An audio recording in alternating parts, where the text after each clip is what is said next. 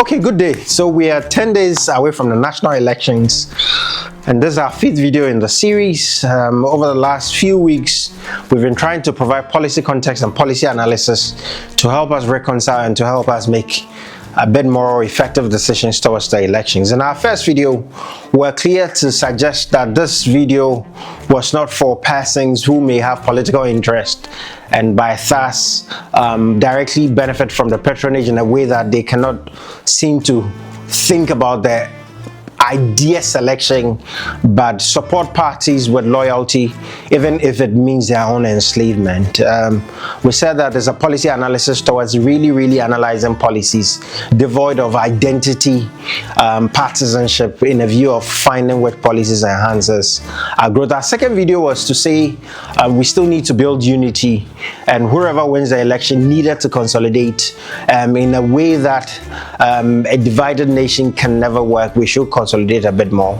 Now, our third video set the context in terms of having been a nation that is still debt unsustainable and going through perhaps one of its most challenging economic times. Our last video was really a conversation I had with two friends and re-echoing what Google's notebook AI says the economic policies of both parties are and which one held a better prospect for a recovery for our nation. If you've missed any of these videos, I really encourage you to have a view of all the 4 prior videos. It will give you context for this. Now, in today's conversation, I'm focusing on three thematic areas and hoping to sort of give what the two major parties says in terms of their approach to that.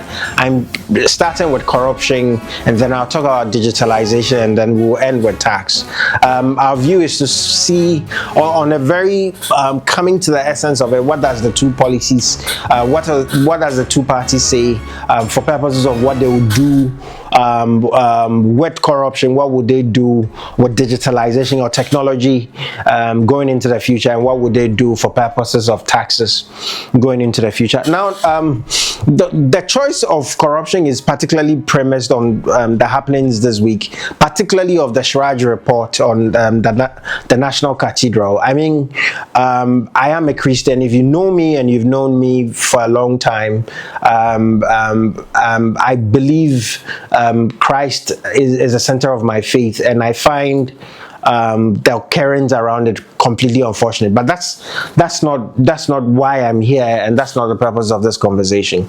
Now, going into the future, I'm going to again, with your kind indulgence, I'm going to labor in some of the specifics each of the parties says. So I'm going to go to some specific portions of the manifesto and sort of re-echo what my understanding of both of them are seeking to say. Now, for the MPP, the key point they are making is that we've actually seen them enact some of the most progressive legal frameworks for corruption, and so we've seen the Criminal Offences Amendment Act, we've seen an update of the Anti-Money Laundering Act, we've seen the Witness Protection Act, we've seen the Right to Information Act, right? And so on the legal architecture, the argument in the manifesto is to say that we have put in the architecture, including the formation of the Office of the Special Prosecutor, which is supposed to enable our fight against corruption. But what I'm going to do going forward, the first is they suggest that they are going to consolidate the laws around corruption. And just to read the specific areas, they say broadly, over the next 4 years, we will work towards mainstreaming lifestyle audit by consolidating existing anti-corruption legislation into an omnibus act, reinforcing the anti-corruption agencies to strengthen capacity. So what I find interesting here is to mainstreaming lifestyle audits, right? Which basically is to say that going into the future, if I found 52 million in my house, or you find $1 million in my house and my income cannot support, or I live in a way that does not support, the interpretation of the Anti-Money Laundering Act and the basis for which we have a conversation to suggest corrupt act by lifestyle audit is what MPP seeks to say that will be mainstream going into the future. So two key things: consolidation of all the laws, enact a Corrupt Practices Act, so an act that will sort of consolidate all the acts, all the legislation is around corruption. So that's the first thing they suggest. And then they also suggest that they are going to revise the rules around asset declaration. So again, on that specific portion, I would read, it says continue the process of restructuring public sector internal audit function to promote procedural accountability, right? And they say review Article 286 of the Constitution and relevant legislation on assets and liability declaration to expand asset declaration to public officers holders, including, among other things, the senior staff. So the first thing MPP says is that we'll consolidate all the laws, we'll mainstream lifestyle audit, and we'll also make asset declaration a bit more expansive for even senior officers in the government. Now, the second leg of what they is their key corruption agenda is to leverage technology. And maybe I won't emphasize that because I will speak to technology specifically. They make the point that they are going to move towards a cashless economy, which is a means of reducing the incidence of cash and ultimately streamlining efficiencies towards corruption. Now, the NDC on corruption is very interesting because it starts with the premise of saying that we have seen corrupt acts over the last 8 years, and what we're going to do is that we're going to recover every amount as a purposes of deterrence, right? So the first thing they suggest is that for every scandal that we've had the unfortunate privilege of being exposed to, whether it's just a mere allegation or there is some truth to it, they are going to actively pursue an agenda to recover. Now, for a typical person, I remember when we were during the days of the bank in a fight towards fraud. Our fraud policy required, for example, that you would take a mandatory leave for a minimum of 10 days. And so the biggest argument for that is to say that if somebody is had longevity for a while, if anything has gone on in a way that is corrupt or in a way that is not right, give us a fresh pay so that we will hold them accountable for what they've done over the last 8 years. So that's their first key thing, to say that we will make sure that everything that has gone wrong over the last 8 years, at least we'll hold them accountable for it. Again, depending on where you sit, it could be reasoned as a reinforcing accountability mechanism in the democracy, where every change of power is almost a way of auditing the past government to make sure that its acts in the past was not in breach of law, and if it were, the persons who held power, once they no longer hold power, is held accountable to it. So they sort of reinforce the basic philosophy around the change of power in a democracy. Now, the second thing they say is that they will establish a state asset registry, which is basically to say that all the assets of state, we would hold a registry for it, and then we will prohibit public officials from purchasing this asset. So we'll basically have a register of all state assets, and for purpose of these state assets, we'll make sure that public officers do not come around it. And of course, as I said, inquire into all the allegations of scandals that's being labeled in the wild. They also emphasize the point to say that asset declaration and anti-corruption agencies like YOCO shall be strengthened. But the final thing is to say that they will establish special courts for purposes of the operation they call Recover or Loot, right?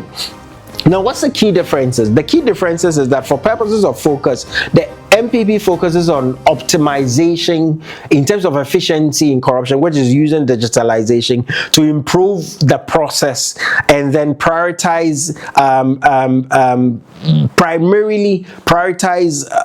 So the first one is that they'll consolidate the laws and then use the digitalization to sort of optimize the system.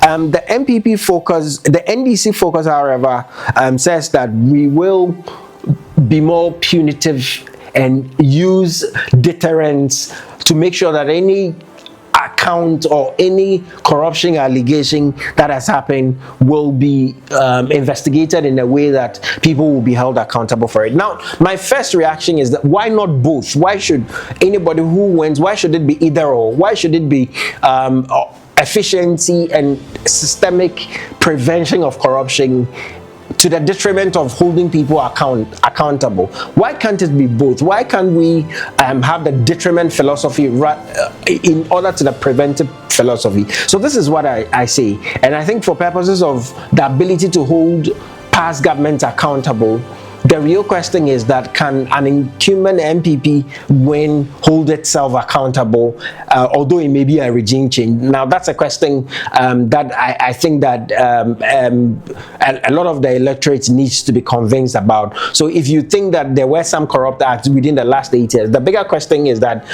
beyond a systemic digitalization preventive approach to corruption, will people be held accountable? So those are the two perspectives to the corruption fight. I don't think it should be either or. I think that it should be inclusive to say that let's prevent with system efficiency and optimization, but let's also hold people accountable to it. And so I think that whoever wins for purposes of corruption, the focus must be dual. One, seek to prevent with a system alignment and with a legal architecture around it, but also seek for it to be biting, because both campaigns and both manifestos acknowledge the cost of corruption to the nation. Now, on the second issue of digitalization, I think specifically MPP's agenda is to form what they call a digital state, right?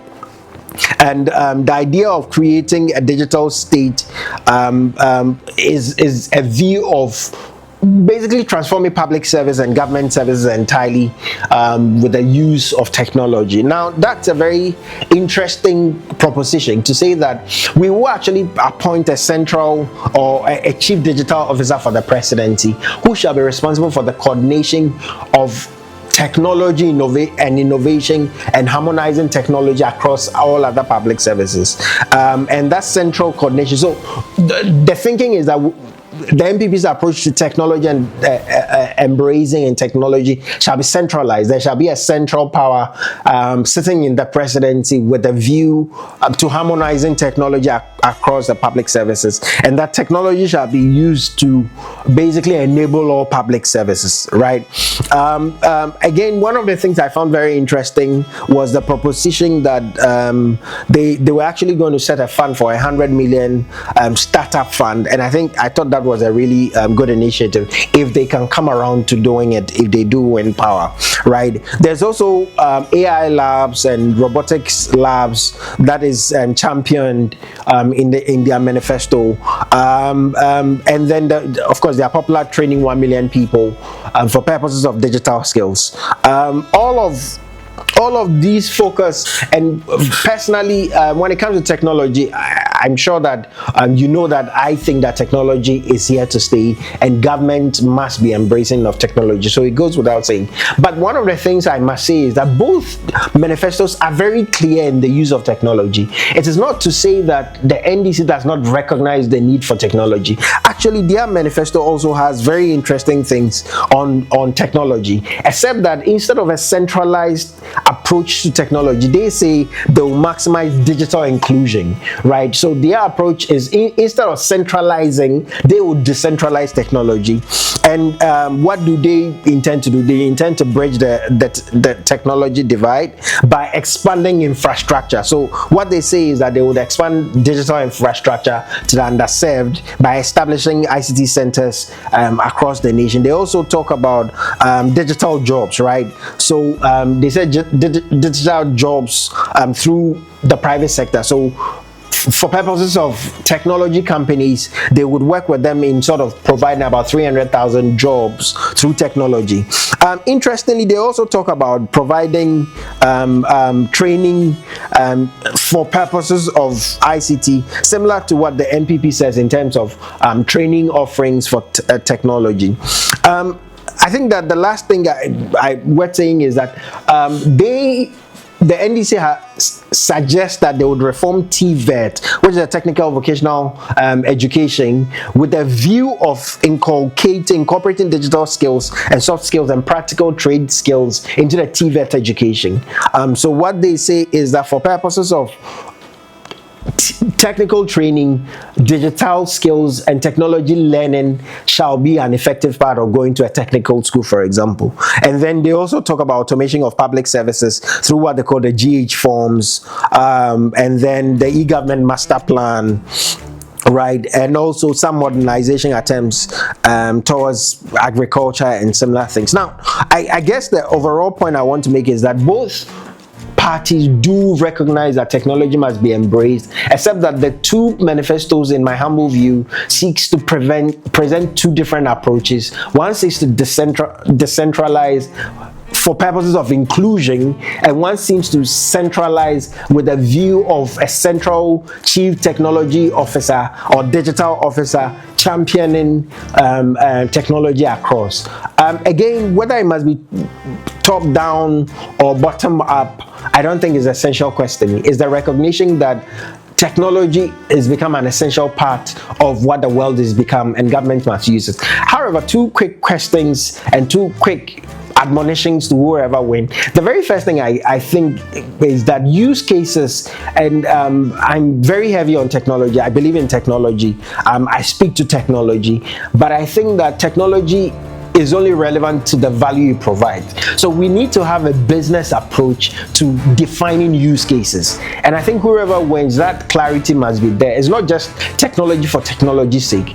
The business case and the use case must be very clear, and that every technology where the state must expend on some technology must be very clear in terms of what the outcomes is, not the output, but the ultimate outcomes are, so that we are very clear in terms of what this technology is helping us solve.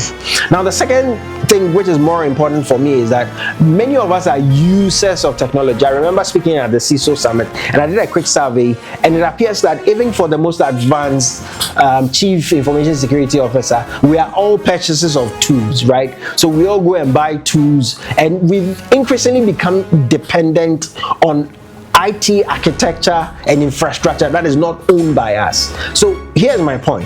Whoever wins, in as much as we must have a business side to the front end in terms of use cases, we must find a way of owning the architecture, data centers, the infrastructure for the data communication, in terms of language development through skills, and not skills in terms of just the ability to create apps, but the real ability to understand and innovate from a language point of view, but also a comprehensive understanding without not only using tools, because now you can use an AI just to create an app or a website from zero.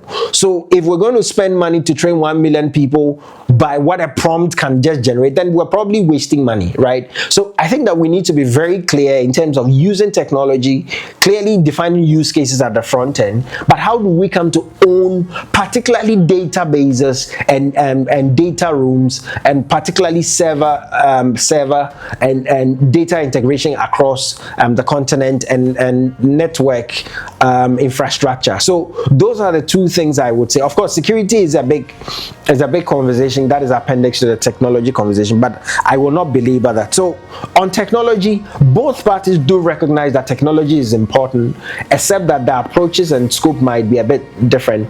Clearly, the MPP is a bit more encompassing on how they posture technology. However you interpret it, as I said, we must be clear on use cases, and we must be clear of ownership of the architecture and the framework and the infrastructure around technology, which is what I hear the NDC manifesto, for example, suggests. And if you indulge me, for example, I think there was a very specific place I wanted to read. Okay, so expansion of infrastructure. Okay, so the next NDC government, I'm reading from the manifesto. The next NDC government will expand digital infrastructure to foster innovation, improve public service delivery, enhance service to information and communication technologies, support digital economy, and ensure inclusive and equitable growth across all sectors to support the implementation. So the key point being infrastructure ownership is important. Now, the last issue I want to talk about is tax, and just on the broad highlights of tax, I think MPP makes a very bold recommendation to say that we'll move from the progressive tax system where you pay a fraction based on your income to a flat system, like a tithing system. Everybody pays a fixed tax of their income. Now, again, from beginning of tax, these are very difficult conversations, right, as to whether or not a flat system is equitable or a progressive tax system is equitable, and I think that the tax policy people can argue a bit more about it, but except that MPP is saying that we would have a flat rate. Now, I've been hearing the campaigns, but I think that there are two things we need to be very clear of. If you say a flat rate, what percentage? Let's be very clear of what percentage right from the upfront so that we can see if the numbers make sense, right? Because, for example, if somebody makes of course, we're told public sector earnings is about 3,000 for the average person, right? Or about 80% people make 3,000. If you make it a flat, let's say 10%, the 3,000 person loses 300 cedis. If you make it 20%, it moves from 300 to 600. If you make it 30%, it probably moves to 900 cedis, right? So the clarity as to the percentages matter. I'm not sure I had a sense of what specific figure we're looking at, but the clarity as to the figure matters. Now, the second thing, I think a bit more clarity is needed on, is it on top line or is on bottom line? If you look at the Estonian system, which is being touted as the model, is a 20% pretty much on profits and not revenue, and that is only payable on even distributed profit, right? So the real question is that what exactly is the clarity around the flat system? What rate is it, and is a fraction of what, right? Is it a fraction of net profit? Is it a fraction of net income? Does it allow for all the deductibles, or is like the fiscal levies we saw is a front line on revenue? So I think that those two things needs to be clarified. One, what rate are we talking about? And two, is a rate incident on what? And that clarity is needed. There's also a proposition for a tax amnesty. Well, again, people have a lot of argument around whether an amnesty is a good thing or otherwise, because what it does is that people then begin to have a posturing towards tax, for example, next year, where they will probably not pay their taxes this year, with the hope that an amnesty would give them a fresh pay. So I'm really not clear in terms of what the regulatory arbitrages may be. People may posture and say, well, let's see what the government does. And so that there's also, from the MPP side, a reform of VAT by merging the levies, and which I think is a good thing, and also reducing withholding tax and abolishing e-levy and then Burton tax. Now, they also suggest that tax administration digitalisation, of course. Now, on the NDC front, they also start by saying that similarly they will abolish COVID levy, Burton, emission, import duty on agricultural product, e-levy, COVID, and things like that, right?